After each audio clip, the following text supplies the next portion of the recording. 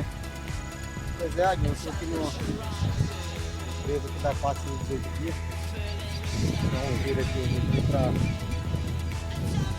regenerativo pra esquentar as canelas aqui. Isso aqui a gente tem a vontade aí, ó. Coisa bonita, é um privilégio de uma 418 dessa aí. Mas é isso aí, eu vou gravar aqui um pouquinho da nossa pista aqui para vocês dar uma olhadinha aí, para vocês conhecerem que privilégio que a gente tem nessa 418 aqui, beleza? Então vamos dar um girozinho aqui para você conhecer um pouco aqui da nossa pista. Show de bola, meu amigo. Vamos lá. Você vai ver que coisa top que tem aqui. É show.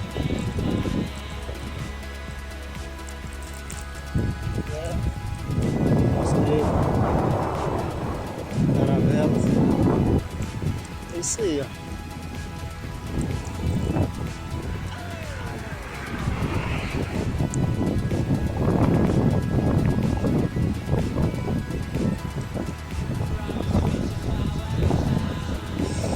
Show de bola.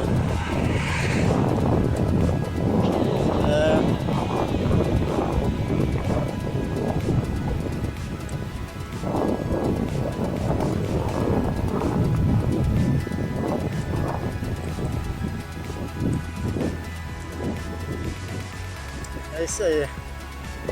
Tamo junto e misturado, meu irmão. Valeu, abraço. E aí, rapaziada, nós aí, ó. Aqui do virozinho de leve. Tá descansado, né? Que é necessário.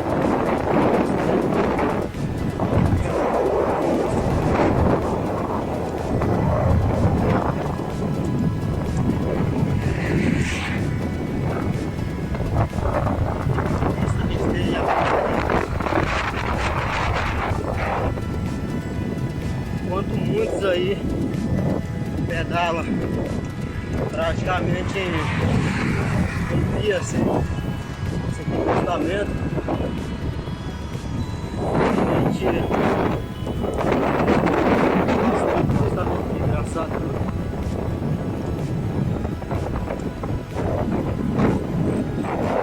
É isso.